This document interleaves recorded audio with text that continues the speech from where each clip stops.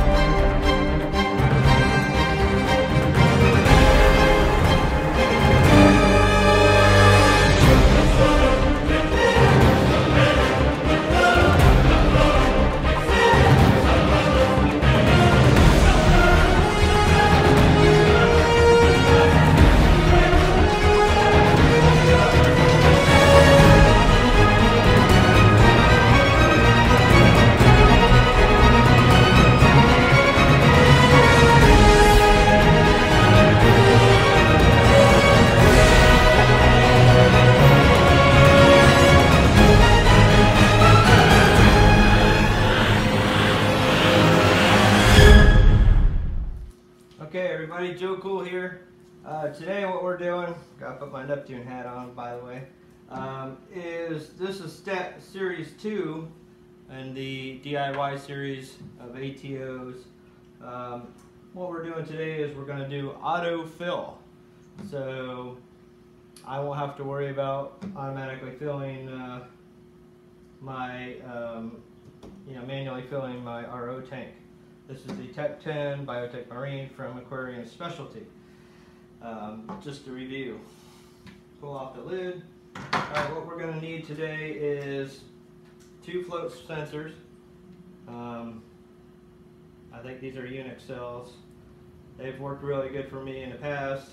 I'm currently using one of my skimmer, 5-gallon skimmer overflow container that fills up once a month, and it shuts off my skimmer, and it's worked flawlessly. So I'm going to trust it on that. Solenoid. Biggest thing about these 12 volt, this is actually a 24 volt solenoid, because I am going to be using my 1-link or the DOS Apex components to power it. So I've got a DC 24 to bear cable wire. Comes with the proper end MOLX or whatnot you want to call it to plug right in the device, and 2 stripped bare ends, so it'll be perfect install and I'll be able to control it.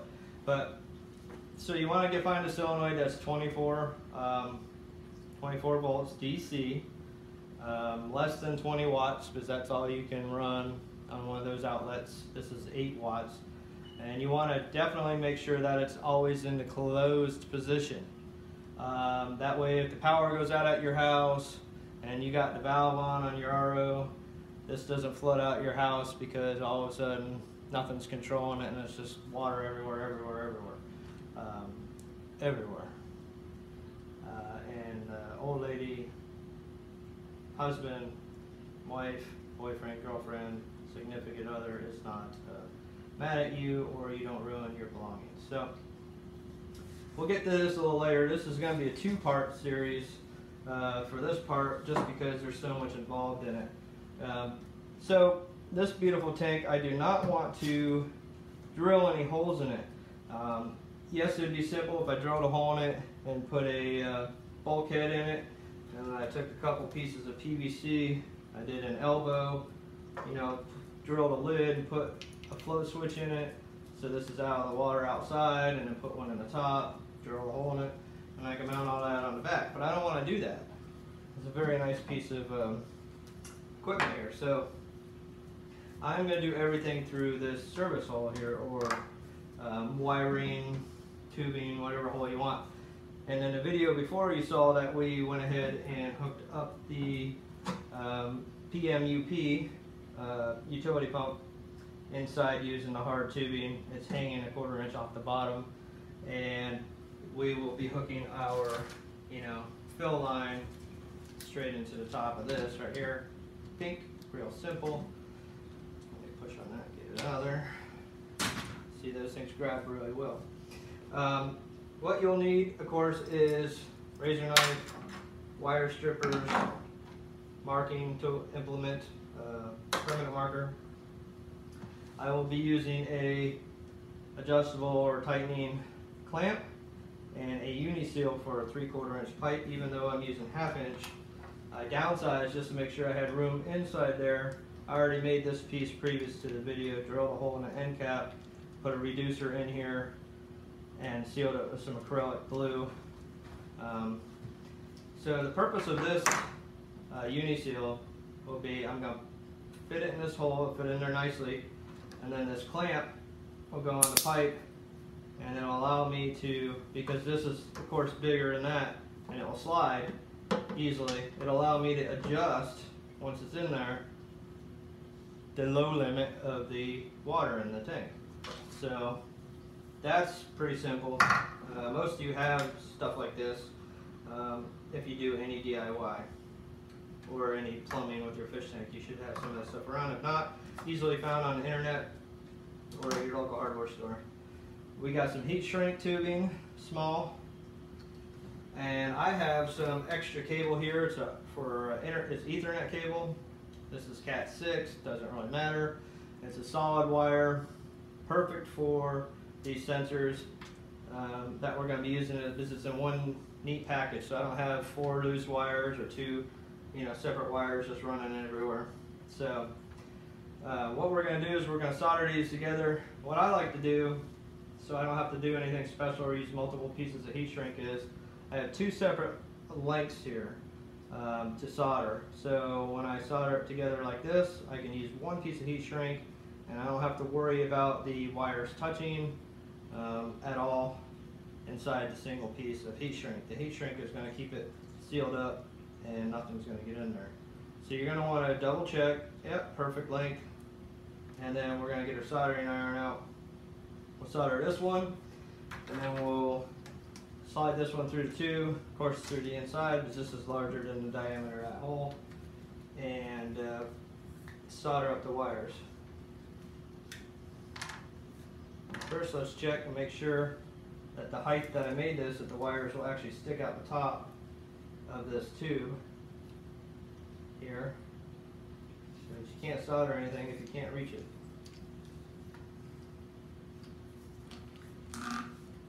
Okay, so just shy of the end. So that means is I will need to slide this through the PVC pipe. I can get it through there. Through the PVC pipe. Because I want to solder. This one's going to be, this is easy as pie. In fact, I can just get it out of the way for a moment so nobody has to see it. Slide this, since it, like I said, since this has to connect through here, slide the pipe down this cable, slide the cable through the hole, back out the top to wherever you're using soldering iron. Preferably not right on top of this beautiful ATO and ruin it. So I got my soldering iron set up in the distance. I'm not going to have you watch me do that. on the video. But let me get this soldered up real quick. I'm going to solder up both of these and then we'll be back.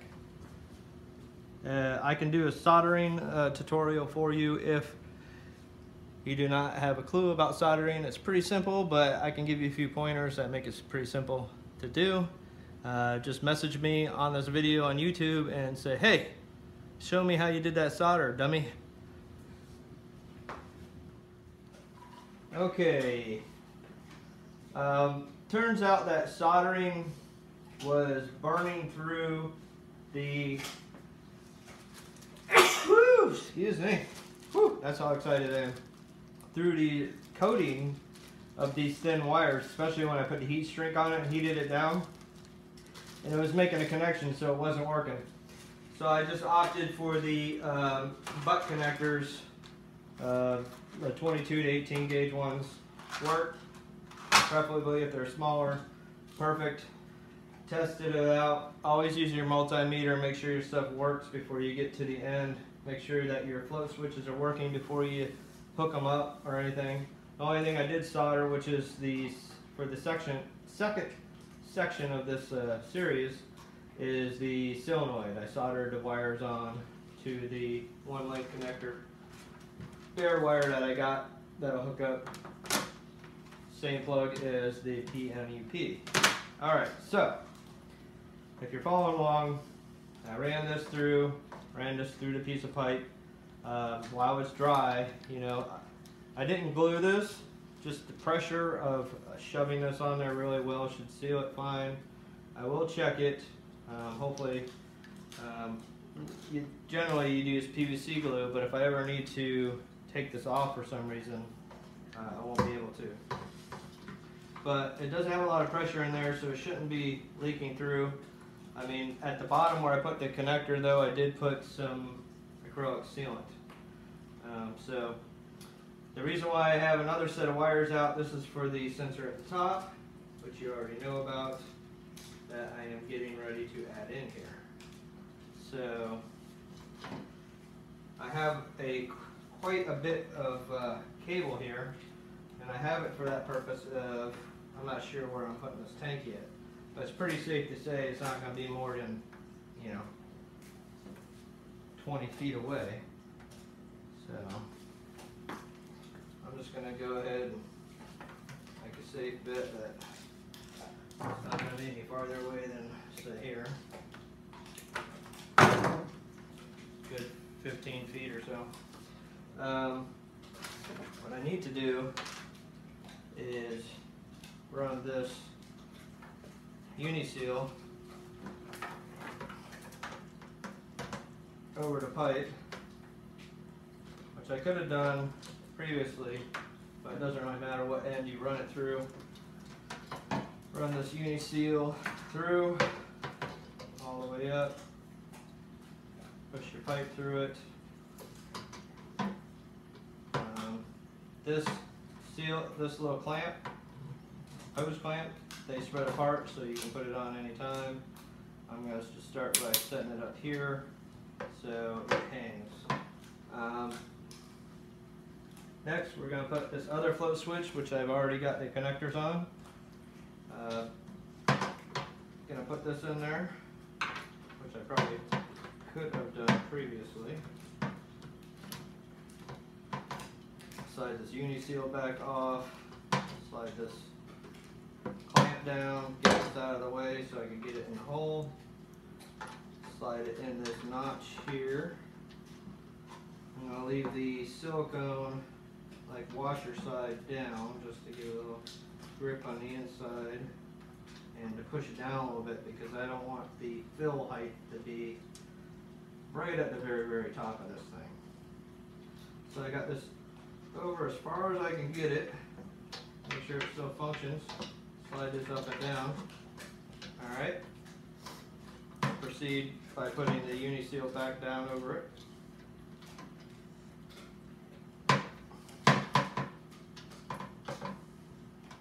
Make sure your power cable for the PMUP is not in the way.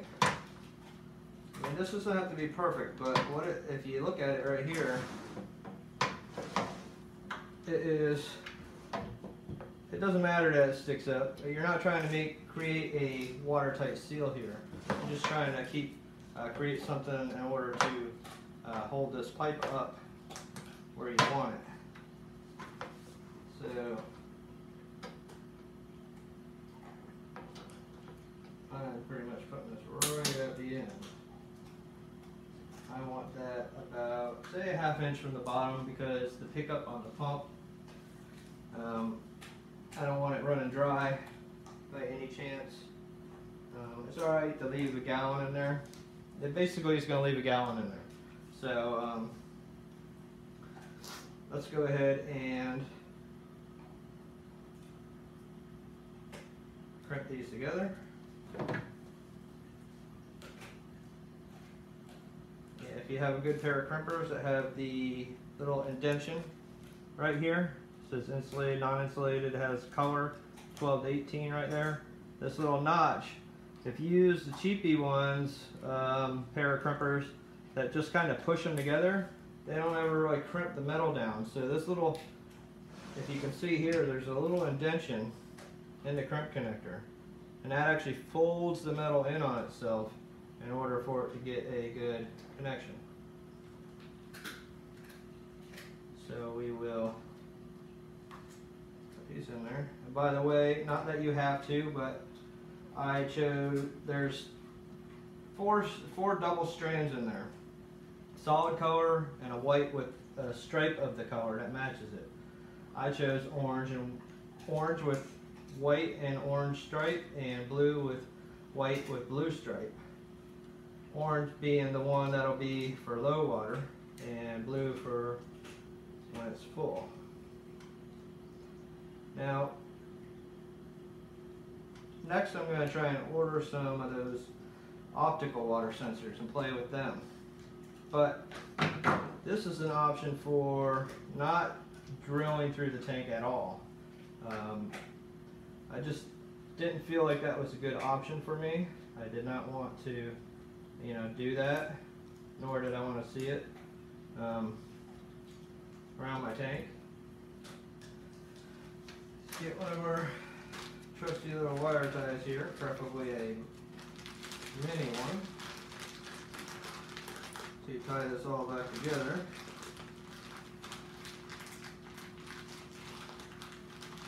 Of course, if you have your mise en place everything together and ready to go, you don't have to rustle for it. But I guess it doesn't matter, as most of you probably aren't making a video of it. I am just securing this all together so nothing can sneak out.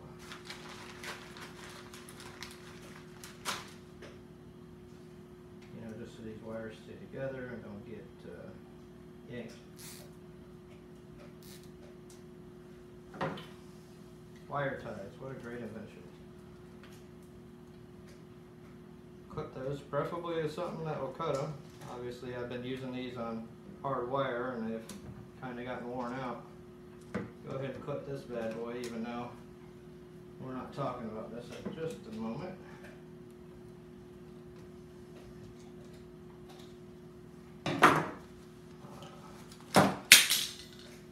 Break out the pocket knife. Preferably not scratch. Nope. The tank. Alright, so now, as you see, we are all set. So that will conclude this portion. I will put on some, at the end of this video, I'll add in some pictures of the apex, like the switches and stuff, so you can see them. The actual wiring of the breakout box. Maybe I should make this into, that'll be part of the second series. So check out the next video, and we'll be wiring in the float switches, and we'll go ahead and power in the solenoid to fill the tank. Thanks for watching. This is Joe Cool. If you have any questions, please ask. I'll go over anything you want. Thanks. Okay, so a little video recap. We just installed the dual float switches in that Biotech Marine Tech 10 Series ATO tank reservoir, whichever you want to call it. And also you can see where we mounted the solenoid on the top there with a zip tie just to hold it in place. That's where it's going to stay. While the soldering iron was out, the soldered the leads from the DIY DC24 one-link cable that was purchased. That's a Neptune cable.